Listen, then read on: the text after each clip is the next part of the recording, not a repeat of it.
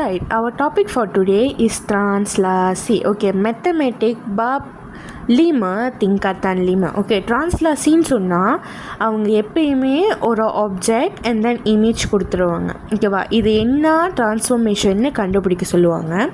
So இது என்ன ட்ரான்ஸ்லாசின்னு கண்டுபிடிக்கணுன்னா நம்ம ஃபர்ஸ்ட் என்ன செய்யணும்னா இந்த ஆப்ஜெக்டும் இந்த இமேஜும் ஒரே ஷேப்பாக இருக்கா. சம்டைம்ஸ் பார்த்துருந்தா பும்புசான்னு படினா அது பெருசாக இருக்கும்.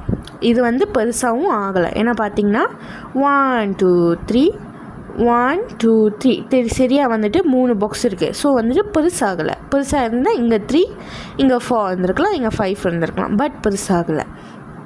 அதுவே நீங்கள் புத்தரன் ஷேப் எப்படியாச்சும் ரொட்டேட் ஆகிருக்கணும். ஆனால் இது ரொட்டேட்டும் ஆகலை. It's just the same.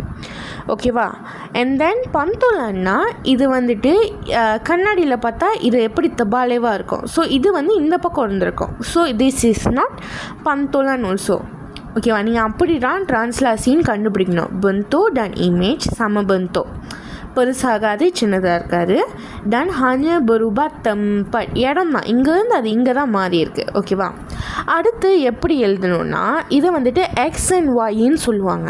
ஓகேவா. எக்ஸுனா இது இப்போ இங்கேருந்து லெஃப்ட் போயிருக்கா ரைட் போயிருக்கா. அதுவே இது இங்கேருந்து லெஃப்ட் சைடோட இமேஜ் இருந்துச்சுன்னா 1 2 3 எத்தனைன்னு சொல்லிட்டு நெகட்டிவில் தான் ஆன்சர் வரும். ஃபார் எக்ஸாம்பிள் இது இங்கேருந்து 1 2 and then 3 இங்கேருந்து 1 2 போட்டு இங்கே இமேஜ் இருந்திருந்தா